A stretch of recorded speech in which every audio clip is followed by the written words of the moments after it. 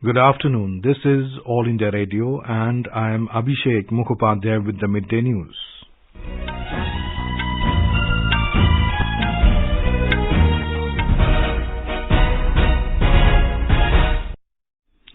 The headlines.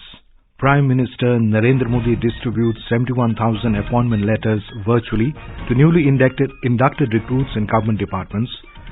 Government is making recruitment process more transparent and time-bound, says the Prime Minister. Indian Railways collects 42,370 crore rupees more revenue in current fiscal so far compared to the last financial year. India becomes first country to extend assurance to Sri Lanka for its debt restructuring. And in women's cricket, India beat host South Africa by 27 runs in the first match of the Tri-Nation T20 series at East London.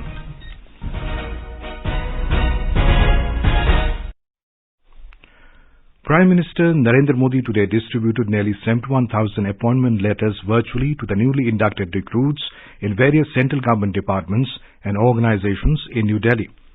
This is the third tranche of Rozgar Mela. Earlier in November last year, the Prime Minister had distributed 71,000 appointment letters, and in October, he handed over 75,000 appointment letters to newly inducted government recruits. Addressing the newly recruits, the Prime Minister said, appointments in various government departments will bring a new ray of hope in the lives of thousands of families. He said Rozgar Mela is the government's endeavor to empower the country's youth, and more recruitments will be done in the coming years. साल 2023 का पहला रोजगार मेला है। 2023 की शुरुआत उज्जवल भविष्य की नई उम्मीदों के साथ हुई है। ये उन 71,000 परिवारों के लिए खुशियों की नई सौगात लेकर आया है, जिनके सदस्य को सरकारी सेवा करने का अवसर मिला है। मैं सभी युवाओं और उनके परिवारों को बहुत बहुत बधाई देता हूं। आज का ये आयोजन सिर्फ सफल उम्मीदवारों में ही नहीं, बल्कि करोड़ों परिवारों में आशा की नई किरण का संचार करेगा. The Prime Minister said the government is working towards making the recruitment process more transparent, streamlined and time-bound. He asked the newly recruits to focus on the service delivery by following the mantra, "Citizen is always right." आप में से ज्यादातर लोग सरकार के प्रतिनिधि के तौर पर सीधे लोगों से जुड़ेंगे। आप में से हर कोई अपने तरीके से लोगों के जीवन को प्रभावित करेगा। आपने सुना होगा, व्यापार कारोबार की दुनिया में कहा जाता है कि कंज्यूमर इज ऑलवेज राइट। वैसे ही शासन व्यवस्था में हमारा मंत्र होना चाहिए, citizen is always right. The Prime Minister interacted with some of the appointees on the occasion. The newly recruits congratulated the central government for providing the job opportunities and highlighted the importance of Karma Yogi Prarambh module in developing and upgrading the skills among the new recruits. Modi ji ने ये जो रोजगार मेला शुरू किया, देखो नियुक्ति पत्र तो पहले भी मिलते थे, लेकिन ये अपने आप में एक अलग बात है कि एक अलग तरीके से दिखा के एक मेला लगाकर और सबको एक साथ, हमें कम से कम एक केंद्रीय मंत्री जी ने, गृह मंत्री जी ने हमें एक रोजगार में अपॉइंटमेंट लेटर दिया है, वो हमारे लिए बहुत गर्व की बात है कि उनके हाथ से हमें ये मिला है. This is Dr. Shagun Danda and I have been appointed as Assistant Professor in Botany Department in Daulatram College, and I'm extremely happy to share that I have been appointed here after 6 years, and I want to thank Government of India for providing us this opportunity, and thank you so much. The new recruits and selected candidates from across the country will join various positions and posts like junior engineers, loco pilots, technicians, inspectors, sub-inspectors, teachers, nurses, doctors, among others. The experience of the newly inducted officials who learn from the Karma Yogi Prarambh module will also be shared during the Rozgar program. Minister of State for Home Affairs Ajay Kumar participated in the Rozgar Mela in New Delhi. During the event, he distributed appointment letters to 25 new recruits in 15 departments. He said the government has launched a number of programs and initiatives to fulfill PM Modi's comment to give 10 lakh jobs to the people. Union Minister for Ports, Shipping and Waterways and Ayush, Sarvananda Sonowal, handed over the appointment letters to the newly recruited candidates at the Rozgar Mela in Guwahati today. The Union Minister addressed the event. He said due to decisive and bold decisions of a Prime Minister, the youths are now reaping the benefits of economic developments. He also said that Prime Minister's emphasis on youth-led development and the employment generation. In the Guwahati program, 199 new recruitees from various government departments were handed over their appointment letters. Union Minister of State Anupriya Patel handed over appointment letters to 25 youths from different backgrounds in the employment fair in Mumbai today. More than 170 newly recruited in 10 government departments also received appointment letters. Union Minister of State for Finance Dr. Bhagwat Karad addressed a function in Kochi organized to distribute appointment orders to new recruits in the government sector as part of the Rozgar Mela. Appointment orders were distributed to 88 persons on the occasion. Later speaking to media persons, the minister rejected the Kerala government's allegation that the union government is trying to strangulate Kerala financially. He denied the charge the centre was adopting a discriminatory approach and pointed out that besides GST share, the government has set apart 1 lakh crore rupees for distribution to the states in the last budget.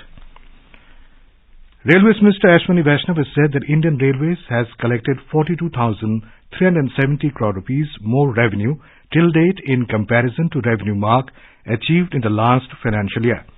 Mr. Vaishnav said Indian Railways had achieved total revenue of 1,91,128 crore rupees in financial year 2021-22. The minister expressed happiness over the achievement, saying that the feat has been achieved 71 days before the completion of the current financial year 2022-23.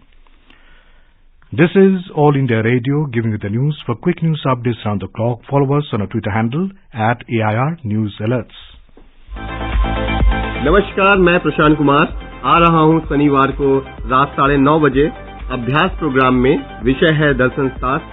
आप जरूर सुनिएगा FM gold 100.1 पर। External Affairs Minister Dr. S. Jaishankar has said India will stand by Sri Lanka in its hour of need to overcome the challenges it currently faces.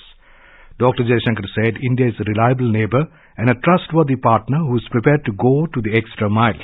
He said this during his official visit to Sri Lanka. For us, it was an issue of neighborhood first and not leaving a partner to fend for themselves. This year, in a developing situation that was beginning to cause concern, the same sentiment reasserted itself.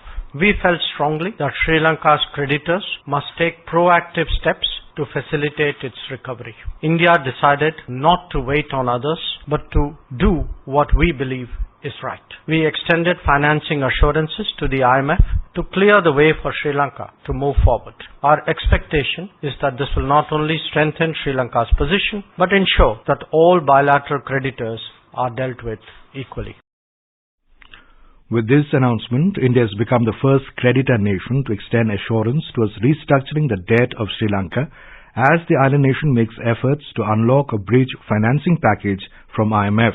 More from a Colombo correspondent. The assurance comes at a time when Sri Lanka makes efforts to unlock a $2.9 billion bridge financing from the Global Bank. He also stressed on the bilateral cooperation between the two countries in the spheres of trade, energy security, connectivity and tourism. In his interaction with the Sri Lankan President, Dr. Jaishankar shared India's considered view on full implementation of 13th Amendment and early conduct of provincial elections. He also spoke on special attention to the requirements of Indian origin Tamils. The minister extended Prime Minister Narendra Modi's invitation to Mr. Vikramasinghe to visit India to take the discussion forward on India's partnership in Sri Lanka's recovery. For AIR News, Ahmed Moin Farooqi, Colombo. Dr. Jaishankar's visit also witnessed signing of MOU on High Impact Community Development Program on Socio-Economic Development. The Sri Lankan Foreign Minister thanked Prime Minister Narendra Modi for the generous and timely assistance India extended during the previous year. He also expressed his gratitude for the assurance extended towards restructuring of debt. Relationship between Sri Lanka and India are based on cultural and historical links, shared values and growing economic connection. It is widely accepted that India will be soon or otherwise already is one of the largest and fastest growing economies. On the lines of Youth 20 Summit being held along with G20 Summit in India, a S20 Summit will also be held across the country to discuss subjects associated with science. The first S20 meeting will be held in Pondicherry on January 30th and 31st. Subsequent meetings are planned in Agartala, Lakshadweep and Bhopal in that order. The final meeting will be held in Coimbatore. It will dwell upon issues related to green energy, universal holistic health, and how science can contribute to society and culture. The Indian Institute of Science in Bangalore is playing the role of secretariat to organize the event.